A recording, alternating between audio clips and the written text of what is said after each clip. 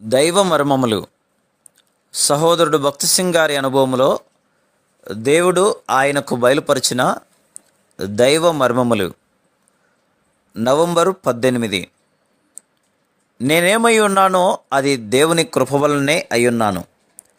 1 కొరింథీ 15:10. పౌలు చెప్పుచున్న దారిని చూడుము, నాకు అనుగ్రహించబడిన ఆయన కృప.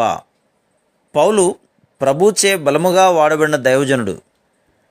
అతని వంశము, జ్ఞానము, విద్యలను బట్టి చూడగా ఉన్నతమైన యోగ్యతలు కలిగిన వాడు. అటు తర్వాతనే అతడు అపోస్తలుడాయను. అయినను ఏమనుచున్నాడు? నేనేమై ఉన్నానో అది దేవుని కృప వలనే అయ్యున్నాను. మనం తిరిగి జన్మించగా ప్రతి వారికి ఏదో ఈవిని దేవుడిచ్చుచున్నాడు. అయితే దానిని బట్టి మనం గర్వించకూడదు.